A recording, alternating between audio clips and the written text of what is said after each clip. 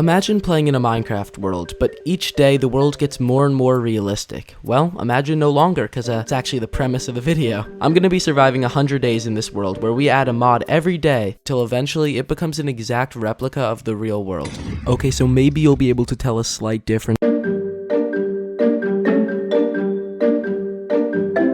Okay, so here's the plan. There's going to be 4 stages, and in each one there'll be new mods added to make the game more real. You can see them here, and mid-video I'll tell you when they're coming.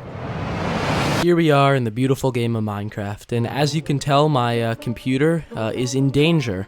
And we enter day 1, with a great sign being my computer already ready to explode, but at least we have a tree right in front of us. What's that? I'm also on top of a giant mountain in the middle of nowhere? Oh, well, that's great.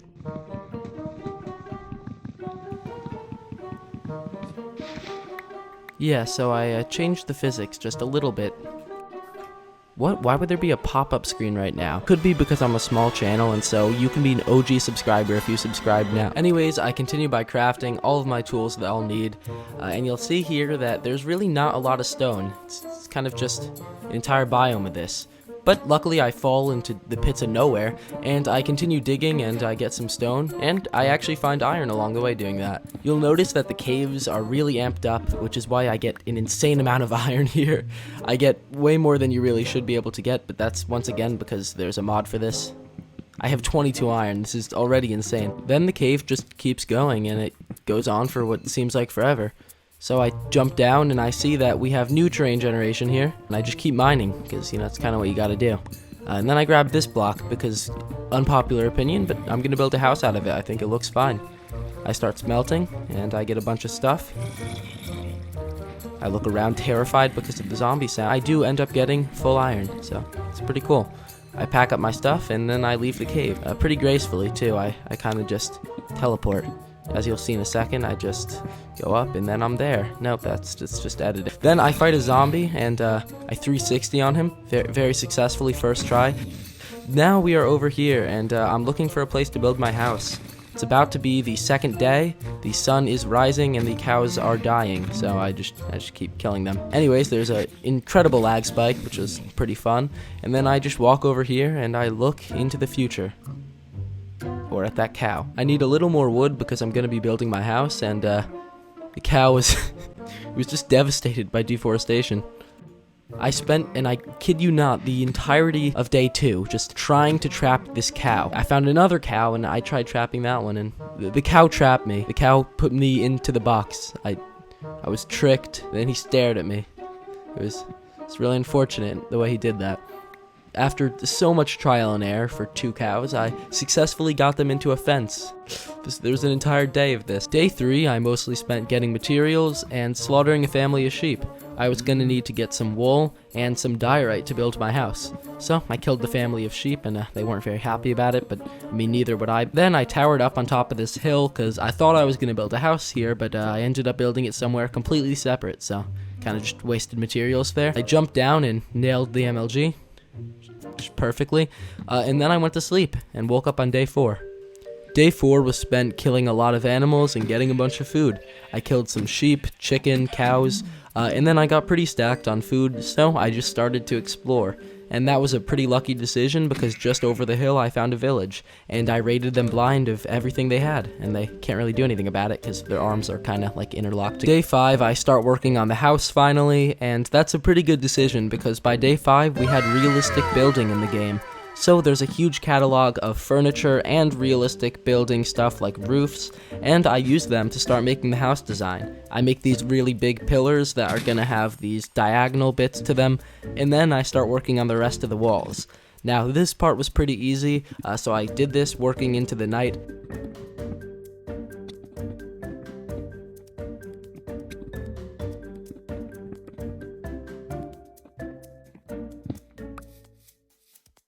And there we have it. The house is pretty much complete, except there's one important part that isn't, and that's the roof. Day 6, I pretty much just spent adding the roof, and this was torture. It just took way longer than it should have, but by the end, we had a pretty nice looking house, so it was worth it. Days 7 and 8, the world became just a little more realistic because a furniture mod got added to the game that made it just look a little more real. I say that, but I physically added the furniture mod. It didn't just appear. I even dug out a little basement area just because I didn't want the extra stuff to go to waste, and I put all of the stuff away and then got ready to mine, but I went to bed first because, you know, Captain Sparkles warned us about mining at night. Day 9 was entirely spent in the caves, and it was kind of tedious just mining throughout a huge system of caves, but I did end the day with full diamond armor. And day 10 was coming up, which was stage 2, realistic combat and health. Alright, so now we have realistic combat mechanics, and as you can see, I can do a somersault, so you know, it's something. Some of the actually cool features are that each weapon has its own special move, and that the attack speeds are now actually accurate to the weapon. You cannot just spam click, you have to wait till the weapon is done loading. It makes combat objectively more difficult, but then again, it probably would be pretty difficult in real life to just kill a zombie with 2 hits. Anyways, now that I had realistic combat, I decided that I wanted to kill the Ender Dragon, which was, you know, kind of weird since I just said it was objectively more difficult, but I wanted to do it, so I started to prepare. I needed to enchant all of my armor, but for that I needed XP. But how do you get XP? Well, I decided to make a mob grinder. And how do you make a mob grinder? Well, first you build a giant 20 by 30 wall around it. Not really, it looked nicer to do that. Anyways, this took absolutely forever, but I'll leave you with just like a 10-second montage of it so you don't have to have the suffering of building it.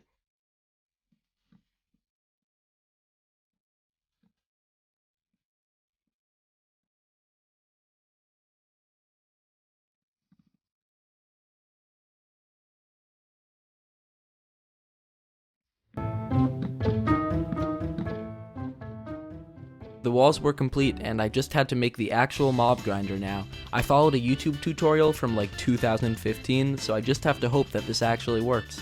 After 2 days of building it, I could confirm it works pretty well actually. I was able to get 30 levels and even a little extra. I went back and forth between the mob grinder and my enchantment area, getting more levels, enchanting, more levels, enchanting, more levels, enchanting, more, and you get the point. I got a bunch of cool enchantments, and here they are right now. Now, like in any good 100-day challenge, day 18 is the day you decide to fight the Ender Dragon. Not really, I just made that up now, but I had to go to the Nether first, so I went down into the mines, and I made a portal. Oh yeah, by the way, I have 3 dogs now, kind of tamed them off camera. I sat them all down by the portal, then I made it and hopped in, and I was in a really not fun spawn area. Luckily, I had the instincts to just keep going in one direction, followed this lava pool until I did eventually find a fortress. I did all the normal Nether stuff, I fought off a few blazes, got enough blaze rods, and then headed back to the overworld. I fought off some endermen with the new combat mechanics, where I threw an ender eye, and little did I know I'd be walking 2,000 blocks in that direction. I walked through almost every biome. I was in the Badlands, a desert, a plains biome. I'm pretty sure I was even in a winter biome at some point. It took way too long, but eventually I found the stronghold, and I dug down and found the portal room pretty quickly, put all the eyes in, and got ready to fight the dragon. Day 24 was going to be the day I beat the Ender Dragon. No, not really. This took 3 days. Now, I don't think I need to explain to you how beating the dragon works. I shot down all of the towers, forgot like 2 of them, so I pearled up, almost died, shot the other one, jumped down, and then I killed the dragon. Eventually, I got to the last few hits, and then I did it. I freed the end, and I got a bunch of experience points, which was really good because I really didn't have enough enchantments. Day 27, I was back at home, and now that I had beaten the game, I had to do the next hardest thing.